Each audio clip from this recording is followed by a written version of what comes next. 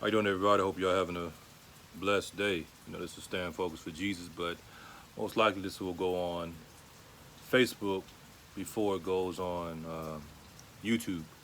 Somebody asked me a question about pleasing a woman, more specifically, pleasing um, their wife. I never really addressed it because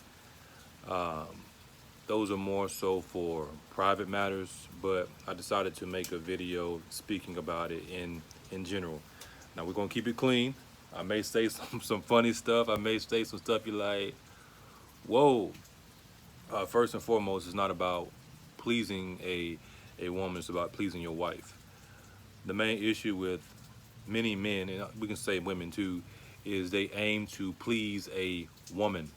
Men aim to please women, and women aim to please men. The goal should not to be to please a woman or to please a man. It should be to please your husband, or in the context what we're speaking about, to please your wife. Too many times we give ourselves over to boyfriends and girlfriends and it doesn't work out, and then we want to write off relationships and write off marriage and stuff like that.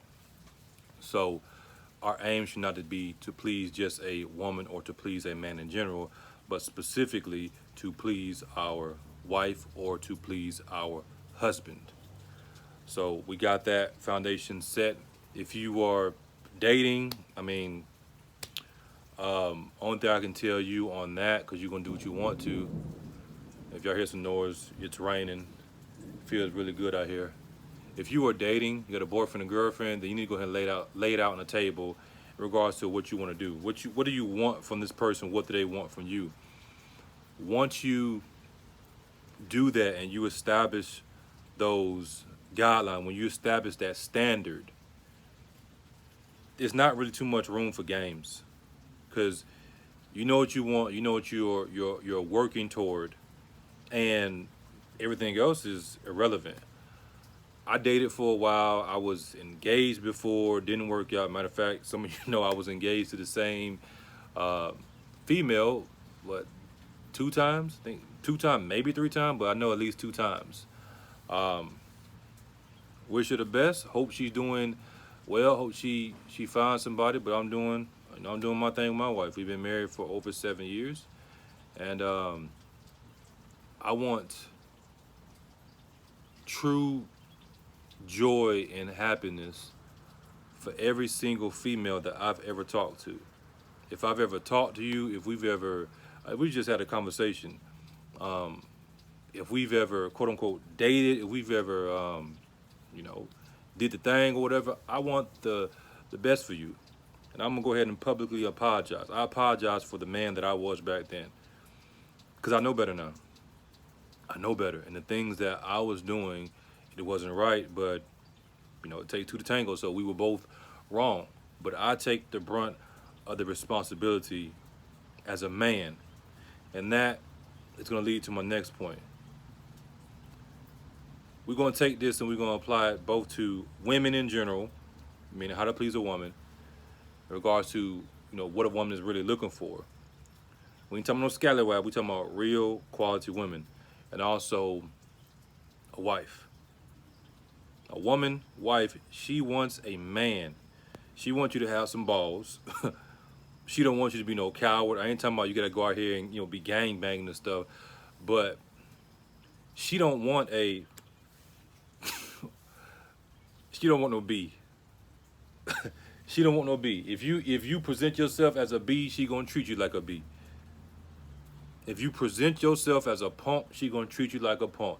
If you present yourself as a coward, she gonna treat you like a coward. If you present yourself as a cake daddy or whatever, then guess what? She gonna get it from you. Hey, this world crazy out here, and these women trying to survive. So, if your dumb ass is gonna, allow her to do that to you, then, hey, you free game. You're a free pick. I'm just being real. But when a woman runs across a real man, I'm not saying the women are right for doing that, but I'm just being real. Y'all know I'm a real pastor. I don't do all the sugarcoating stuff. We keep it real over here. That's why y'all keep on tuning in, because you know I'm probably saying something crazy that you ain't gonna hear in the pulpits. This the pulpit right here. Social media, YouTube, Facebook, whatever. If I'm on the phone with you, if we in person, this is the pulpit right here. You know. But yeah, if you are a real man, and hopefully you are a righteous man, she's gonna see that, and that right there is going to establish. We're gonna use that word, establish the foundation for your relationship in regards to pleasing your wife, pleasing your wife. If you are married, then you should be the man that she married. If you are looking for a suitor, then these are the things you need to be looking for. And these are the things that, well, I should say, these are the things that you need to be, because that's what the women are going to be looking for. They can talk all the talk they want to. They can talk that fluff and puff and everything, but they gonna tell you they want a man to be a man. They want a man to be a man. Most of the time when they're hanging around the softer men and all these men that like it other type of ways, that's mostly entertainment. They're one of the girls. They're one of the girls. What's up? What's up? What's up? No, I'm recording. I'm recording. Y'all go back in the house. Y'all go back in the house. And that's a good point right there. My children, as y'all see, they just came outside, or you heard them. You got to be able to run your household, and that goes in with being a man. If you can't run your household, you can't control the children, then you're gonna have problems. You're gonna have problems, because that's not gonna be pleasing to your wife. She's gonna look at you and say, "This is your seed. Is you gonna check them? Is you gonna handle them, or you just gonna let them run crazy?" Because if they gonna run crazy, then she gonna run crazy over you, and then she gonna be running crazy with somebody else, because she ain't want to be at home. She gonna be somewhere where she gets some peace and some good dick and some bubble gum. And then he gonna send her on her way, and then she may even leave. She may leave you just because. She may leave you, and then y'all can be married for 10 years, and she end up leaving you because she never really wanted to be with you in the first place. She never really wanted to be with you in the first place, but you wasn't man enough to see that she wasn't a woman for you, and she, maybe she saw it, maybe she didn't see that she wasn't the woman that she needed to be married. Sometimes it's a situation like that. So if you really want to please a woman, the foundation starts with you being a man, not being no punk, not being no coward, ruling your household in righteousness, guiding your household, elevating her up. You see, people think that pleasing a woman mostly deals with sexual pleasure. Oh my God. Like he telling all the secrets. Hey, we're gonna say I've been around the block. I'm gonna tell y'all a story. True story. It's funny how stuff sticks with you. True story, God is my witness. I went to Kendrick High School. It was an incident at lunch.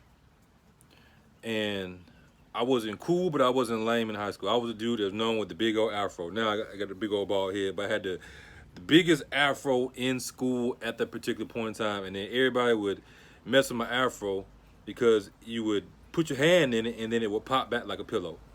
Some people remember that, and like, yeah, I remember that. What's her name? Marsha Hood. I think, yeah, Marsha Hood. Every time we used to come in class, I think we was in FBLA, Future Business Leaders of America. She used to call me Puffy. Hey, Puffy. And then I would come to class and I would stop, and then she would stick her hand in there and they would pop out. It was like he said, like a ritual. And people that didn't really like, nah, don't touch my fro, man. Don't touch my fro. But the ladies, they wanted to touch the fro and everything, because they were like, how is that possible? So I'm sitting at the lunch table, and there's another table over here, I think like right in front of me or to the side, I can't really remember. And it was a group of, we're gonna say, popular girls. and they're talking. They talking about somebody. I ain't gonna say their name, but I remember who I remember who they were talking about. And pretty much they were saying, "Oh, he was whack. He was whack, girl. This and that." So I'm like listening. You know, I'm still wet behind the ears. And, you know, I wasn't out there like that in high school until later. You know, I start getting my feet wet and stuff like that. But they're talking about this dude like dogging him, like he wasn't this and he wasn't that. Girl, he was sorry and this and that. And then they telling each other about the different experiences, and they talking about this dude and that dude and everything. I'm like, I'm listening. I'm listening. I wasn't trying to listen, but they kind of like loud but not loud, and I'm close enough, and that stuck with me for the rest of my life, literally. Cause at that moment I said, you know what? That ain't gonna never be me. That's not gonna be me. That's not gonna be me. And so because of that, I went in, I studied women. I studied the anatomy of women. In this case, saying physical pleasure, how to please a woman in different, parts of what we know as the vagina. And when I was, Mama, Daddy, you watching this video, you might want to shut it off. I ain't gonna say nothing crazy, but hey, um, I'm learning the different parts and stuff like that, and understanding how it operates. I'm in high school. I'm knowing about G spots and everything. How to get there and this and that. And so when I was doing my thing, they was like, not with those the high schoolers, those girls specifically, which they're not women, but the people I did end up sleeping with, they was like, how in the hell you know how to do this? Like, what did you just do? And it was a part of my pride. Like, if I didn't please a woman, I would get upset. Like, if I, just say, too fast, too soon, then I was like, oh my God, I can't believe I just did it. It was like, and it wasn't like, because sex is an art.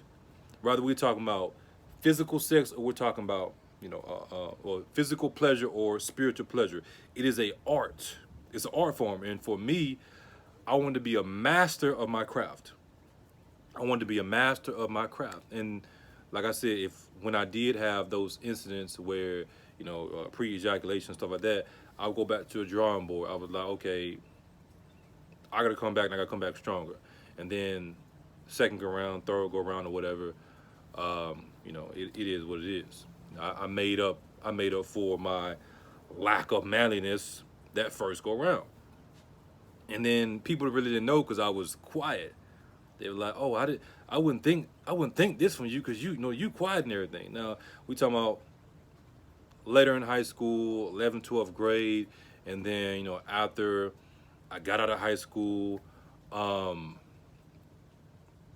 when I got out of high school, that's when we say the book really opened up for me, because high school is high school. High school is high school. People sleeping with this person, that person, and so I had went out to the military, and some other stuff, and then I came back. So a lot of the females, after the fact that wasn't giving me no play in high school, they like, Kelson, dang, you know what I'm saying? Because most of the high school dudes, they now flat. I mean, not flat, but fat and stuff like that. And I wasn't big in high school. I was skinny. I was skinny in high school with a big old afro. I come back and I'm and they like dang, like, well, what didn't happen? And of course they seeing that, and you know how women are. It's it's on and popping. That's when I would work out heavy. I would work out. Back then I was working out what? I was working out 7 days a week, pretty much. 7 days a week, sometimes 2 days, 2 days, 2 times a day. Excuse me, 2 times a day, and I had the six pack six pack with the obliques ripped up. Now I ain't really got it now. Still got a little stomach and stuff like that. Still got little muscles and everything. I'm just being real. But women see that and everything. They like, And what happens is what happens. So again, that stuck with me literally for my whole life, and it still sticks with me with my wife. Like every time we do adult stuff, do we do marriage stuff, I'm looking, saying, this the only one you need. We married, but guess what? This the only one you need. This is the only one you gonna get. You ain't thinking about nothing else. If you think about something else, I got something for you. Just real talk. Like you need some act right. Let me go ahead and give you this act right. And so you have the physical pleasure, and part of pleasing a woman is understanding a woman, understanding the psychology of a woman, understanding the anatomy of a woman. Go study the body parts. Go study the vagina. Go study the G spot. Go study the the vulva. Right? Can we keep it real without y'all getting in your feelings? Cause we all grown here. You got the little lips, right? You open it up, you pull it back. You already know. Most men don't know about that. Like women will tell you, like, yes, yes, like tell them, tell them. I'm just being real. I know some of you laughing, like, but I knew about that like maybe ninth, 10th. We're gonna say 10th grade. I knew about that, and then I would put other people on depending on who they were. And so, like I said, because I understood the anatomy of a woman, the different parts and how it operated and everything, it gave me a advantage. It gave me a advantage. So again, you want to learn about the anatomy of a woman. You want to learn about the psychology of a woman. When we talk about pleasure, it's just not physical. It's just not physical. And going back to the point I was making earlier, a part of that spiritual pleasure of pleasing your woman comes with you being a man. It comes with you being a man. One thing that people don't think about in regards to pleasing a woman is your testosterone and what you eat. Yes, is your testosterone and what you eat. The food you eat dramatically affects your testosterone, and testosterone is a part of your manhood. It's a part of you being a man. So when you're eating crazy foods, your estrogen levels are raising. They're rising up, and your testosterone levels are lowering. Your estrogen levels are rising up, and your testosterone levels are lowering, right? And you got to remember, testosterone, estrogen, they're chemicals. They're chemicals. So it's not like you can physically smell it. It's a soul smell. We're gonna put it like that. We're gonna keep it simple. A soul smell. That's a good one right there.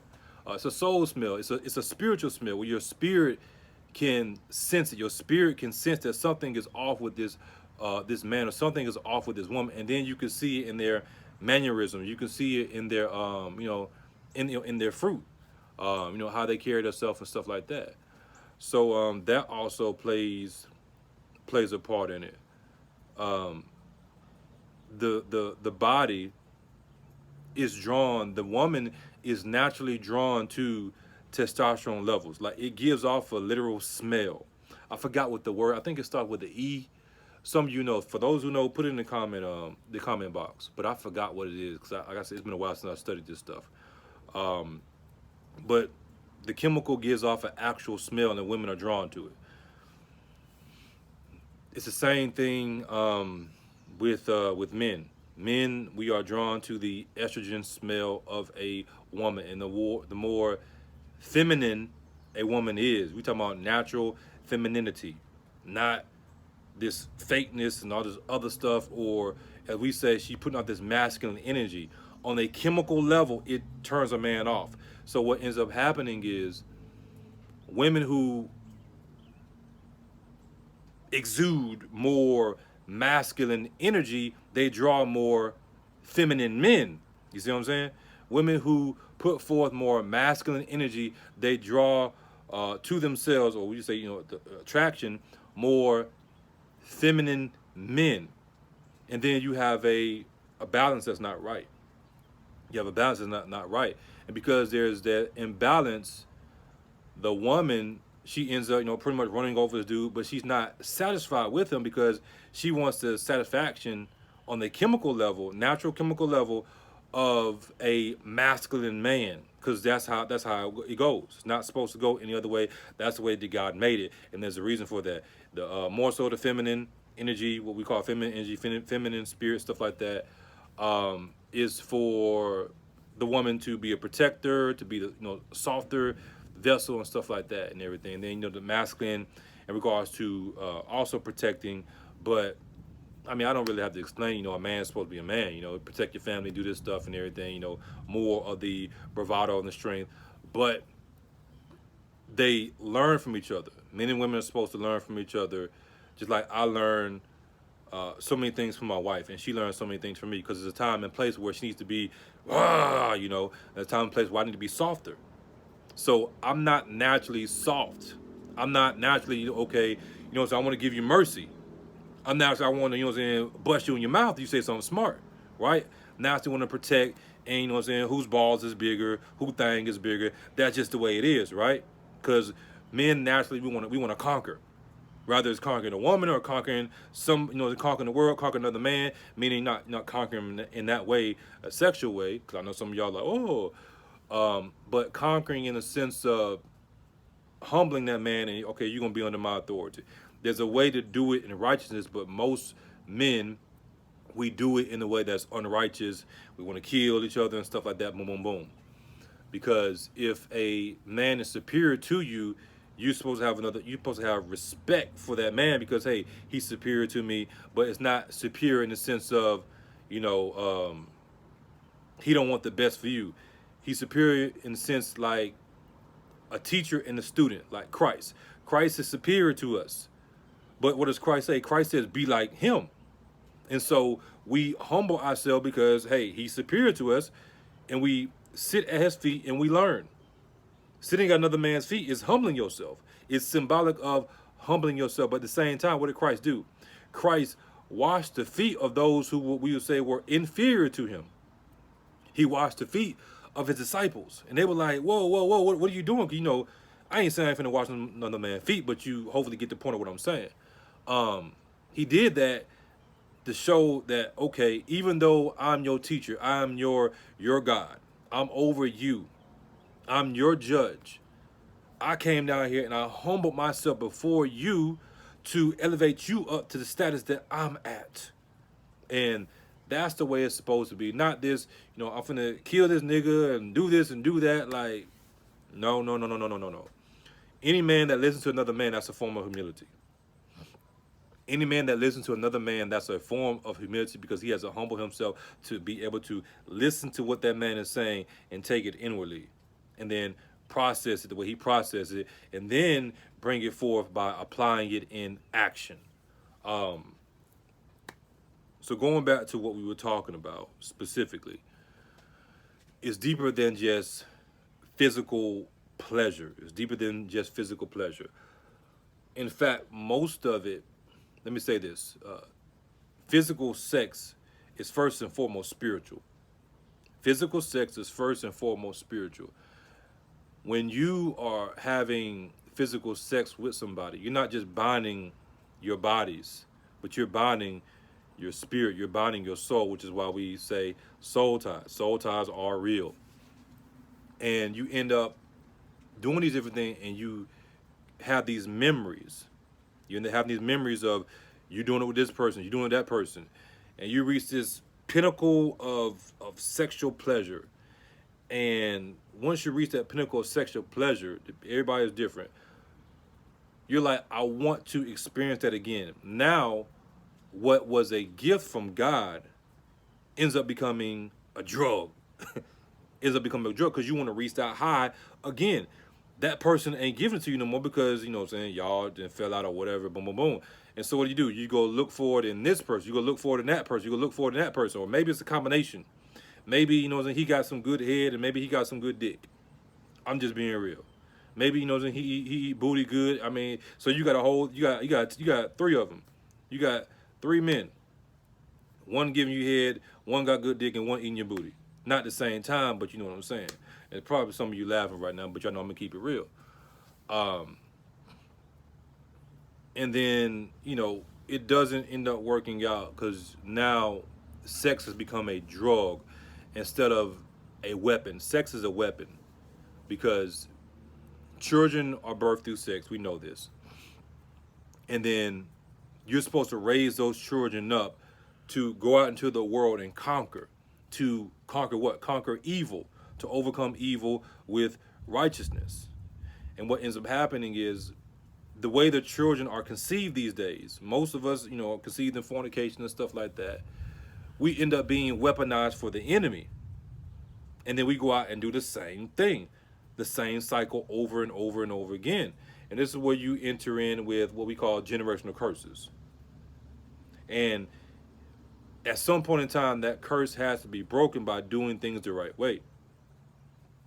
I was conceived in fornication, but I didn't continue in that. In the sense of, okay, let me conceive my children in fornication. I knew that I wanted to do things differently. I got married, and then I got 3 children, and all my children are conceived in holy matrimony. So don't think I'm just talking like, oh my God, he's speaking against all the children that were conceived in fornication and stuff like that. I myself was conceived in fornication. My mom and my dad were not married. My mom and dad were not married. It is what it is.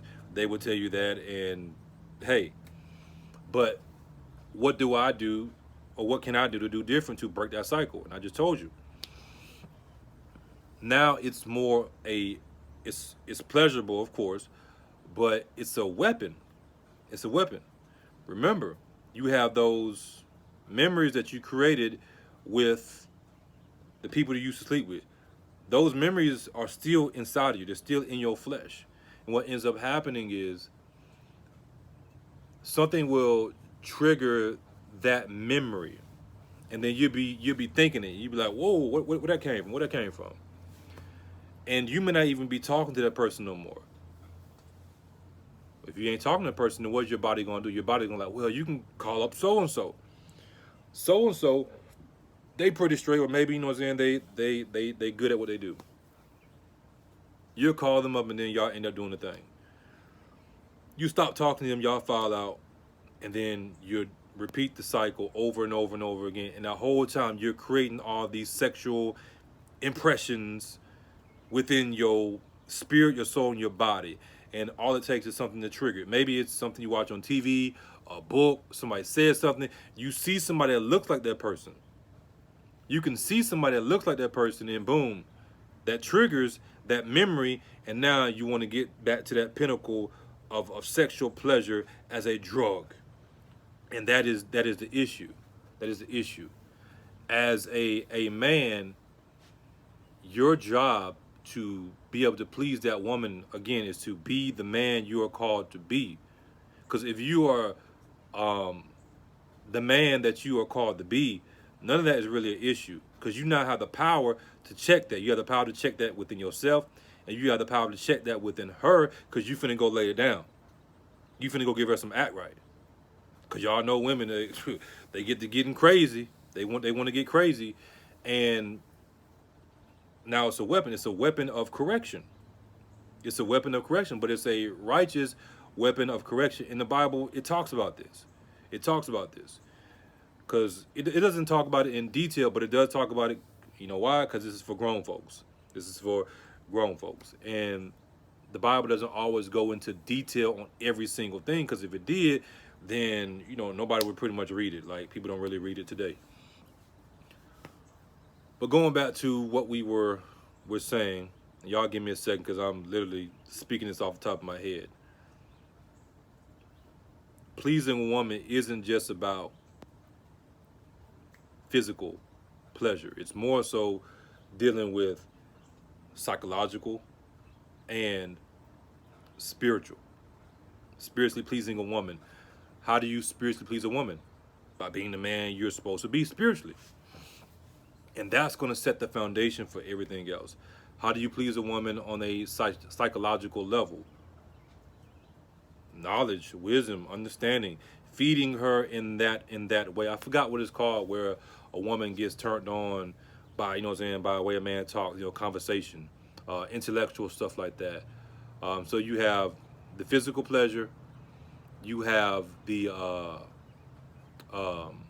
psychological, which is more so dealing with the spirit and stuff like that.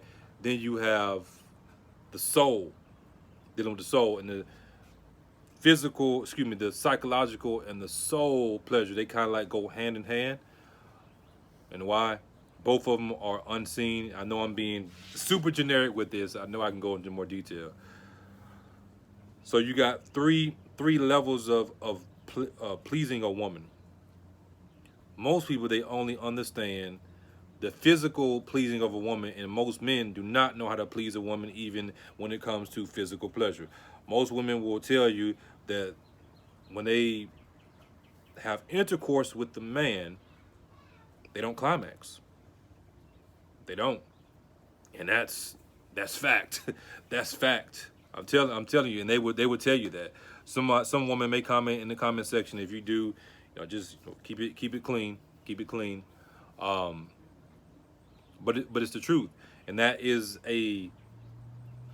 mostly the fault of the man by not understanding the anatomy, not understanding a woman, not understanding the levels of a woman, not understanding a woman physically, not understanding a woman emotionally, which goes into is in the soul, in the psychology, not understanding a woman on a psychological level, and definitely not understanding a woman on a soul level. And the crazy thing is, people sit here and they have sex, they fornicate, and they create these soul ties. They create these soul ties, not realizing that you're in error doing that by not understanding what you are getting yourself into. 3 levels of it. And we just discussed pretty much all of them. I'm trying to think if there's anything else I wanna say. I mean, I can go deeper with it, but like I said, this is literally fresh off the top of my head. I'm just speaking, what comes back to me right now that I can recall in my memory. I know when I shut this video off, there's gonna be something that I forgot, or some men or some women will be like, "Oh, you forgot to address this." No, I didn't forget. It just it didn't come to me. But I guess I can speak on that. How do we rectify this situation? How do we rectify this? Most women, they go off and cheat because they're not pleased. Most women go off and cheat because they're not pleased. They may receive the physical pleasure, but they're not receiving the other part, and it has to be all of them. It has to be all of them. I told my wife before we got married, I said, I'm gonna take you to places you ain't never been. And I meant that. I meant that on all levels. Physically, emotionally, spiritually, with the soul, every single level. And she would tell you, I've lived up to that promise. She's like, I remember you saying it, but I didn't believe it. And that first and foremost starts with me being the man that God has called me to be. It first and foremost starts with me being the man that God has called me to be. When I wasn't in God, and I didn't have His Spirit, I didn't have His power to be able to be who I'm called to be, I was doing the opposite. I was leading women to hell. Yeah, I was taking them places. I'm gonna take you places you ain't never been, or maybe you've been to hell, maybe you experienced hell, but it wasn't a good place. It wasn't a good place because now I'm affecting not only their physical sense of sex. I'm perverting what sex really is, but I'm messing with the soul. I'm messing with their spirit, and I didn't understand that. I'm causing harm and causing damage on a level that is going to have ramifications for the next man, the next man, the next man, the next man, and not just dealing, speaking about the ramifications for the next man, but the woman herself. The woman herself. The ramifications of the woman and how it affects her in the long run.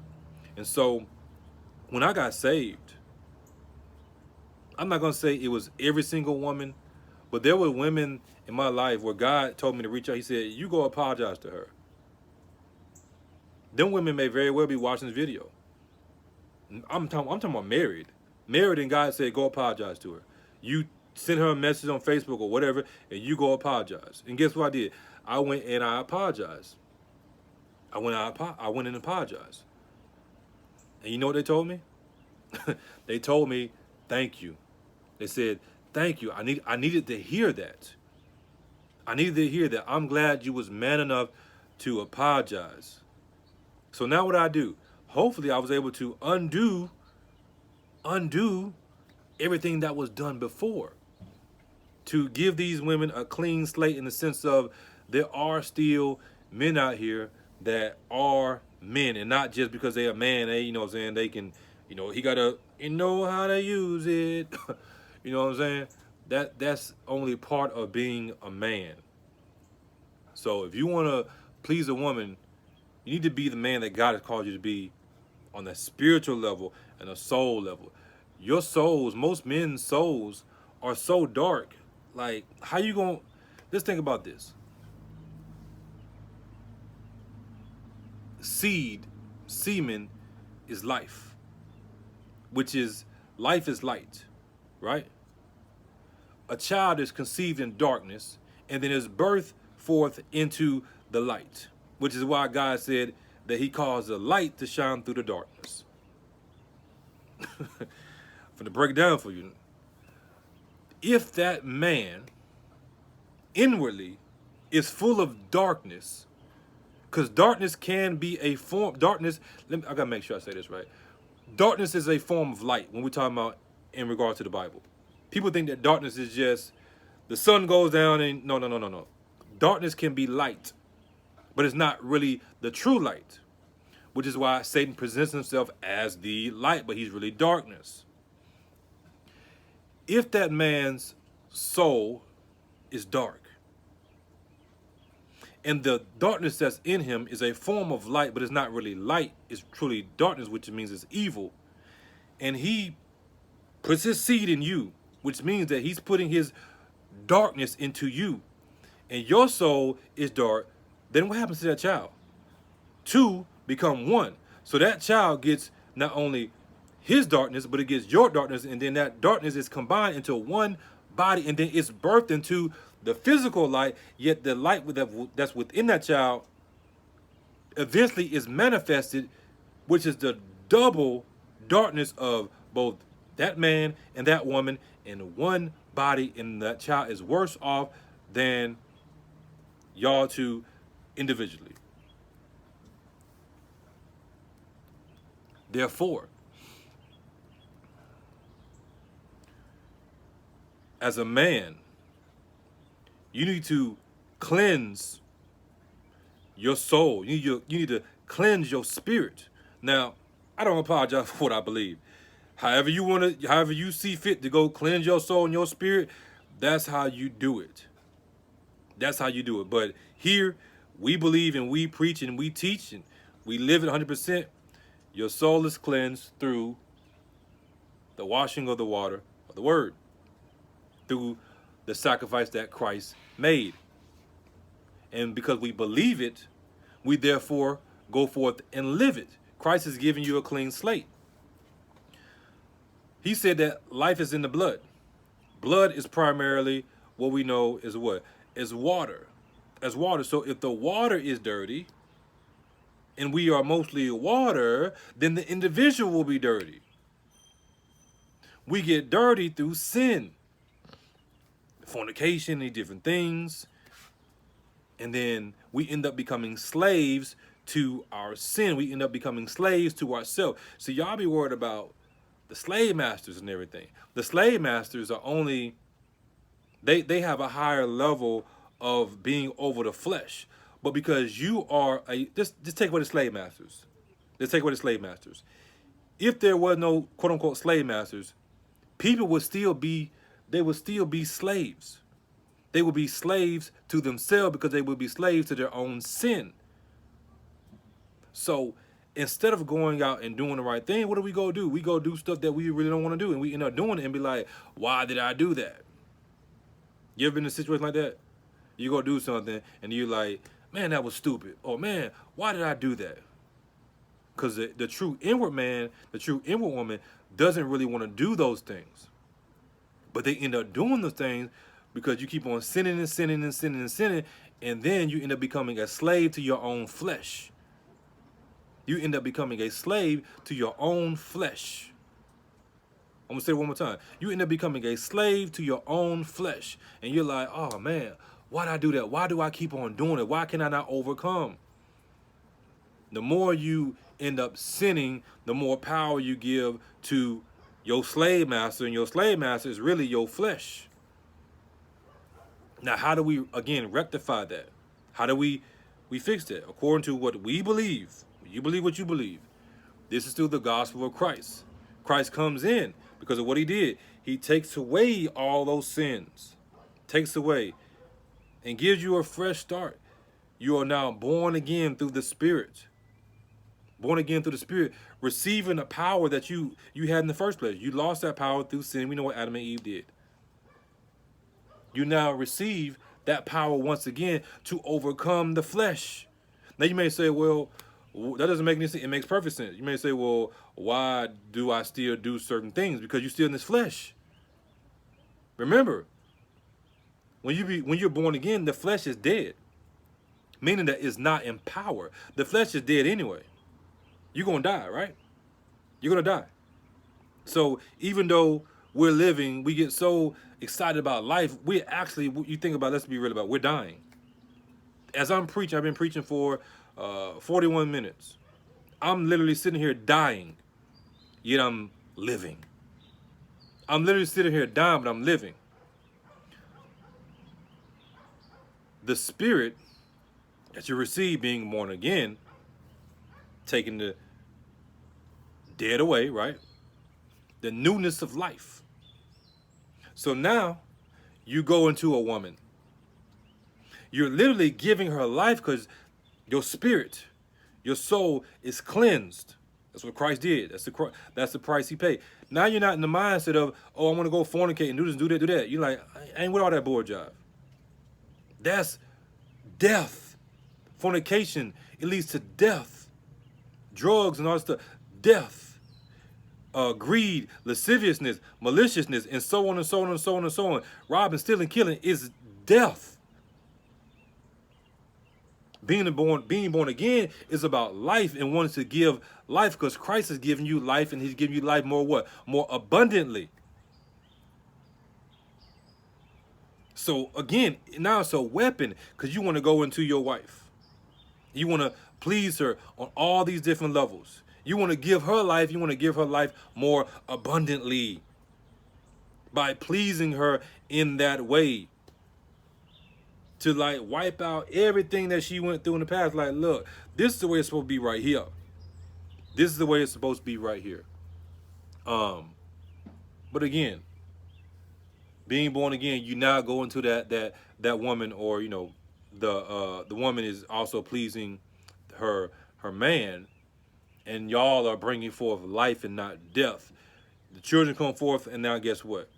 Even though you know they're gonna die, because we're still in these bodies, right? You're still bringing forth life because of the spirit and the soul. You're feeding their spirit and their soul, and that's another part about pleasing a woman. If you're feeding those children's spirit and soul, then it's pleasing to her, because those children also come forth from her. And now she's pleased at you being the man that you are called to be. Now, I know there are some younger people out there. You want to talk about the physical stuff. You want to talk about the physical stuff. You married and everything. I need to know the physical stuff. Well, I already told you. But just enjoy yourself. Just enjoy yourself. Learn each other's bodies. Learn the body of your wife. Learn the body of your husband. I mean, it's pretty simple. If y'all comfortable with it, then hey, it's fair game. It's fair game. Now, certain things, I ain't gonna recommend. You put it in the backside. That just me or whatever. But I mean, if that's what y'all do, that's what y'all do. That's between you and the Lord. That's between you and the Lord. But you want to get some edible draws or panties or whatever. You want to pull the honey or chocolate out and have some fun. Hey, have at it. Have at it. Because anybody gonna tell me what I can or can't do in my marriage. If I want to get some honey, I want to get some jam, and we gonna get some jam, we gonna jam. Then guess what? We gonna jam. honey, chocolate, you know what I'm saying, or whatever. That's what we do is what we do. What we do is what we do. But even if I did do that, yeah, I'm not pleasing my wife on those other levels than I failed as a man. And most men, they fail on all levels. They fail on the physical level. They fail on the level with the soul, and they definitely fail on the level with the spirit. They fail on the level of the spirit because they use their spirit to do evil. The spirit is what is more so the power of you being able to do, excuse me, what you do. And the soul, deal with the mind, how you think and stuff like that. I'm not gonna go deeper with it, but y'all get the point. Hopefully, if not, you can go study it up for yourself. But yeah, hope this answered y'all's question. And for all my ladies out there, make better decisions with the men that you choose, because you choose these raggedy ass men, and then you're getting the same results over and over and over again. And now you want to blame God or blame whatever when it's really your fault because you keep on choosing the men. I'm only here in the context of what we're speaking about to be a example. I'm here to be a example. Take it or leave it. And most women know, they know that, yeah, I want a man like that. You can't have me, I'm taken. But you want a man that's going to be a man if you're being real with yourself. And you can't receive that man unless you are doing what you're supposed to do. Why would God give you this man of God that you want? I'm talking about real man of God. I ain't talking no fake ass man of God. When you know that you're not doing what you're supposed to do. So then you get with him, you're going to destroy him. Or you're going to destroy yourself. Or you're going to destroy not only him, you're going to destroy yourself, but also your children. Now what you try to do is you try to make amends to your children and exalt yourself by, oh, I'm this great mother, I'm doing this and doing that, and then you want to, piss on your baby daddy or whatever, but you slept with him. You slept with him. Let's just be real about it. Nobody forced you to sleep with him. Nobody forced you to marry that person that you married. So once you make those decisions, don't exalt yourself in pride. Humble yourself and be like, you know what? That wasn't the best decision I made in my life, but God has given me another chance. Let me go ahead and do right by God and do right by my children, or just do right in general by people, with the opportunities that I have. Because you may not have children, but you can still do right by the younger generation and the older generation, giving them the knowledge, giving them the wisdom, giving them the understanding, and ultimately giving them your testimony. Hey, you might not want to do that, and let me tell you why. Let me tell you why you might not want to do that.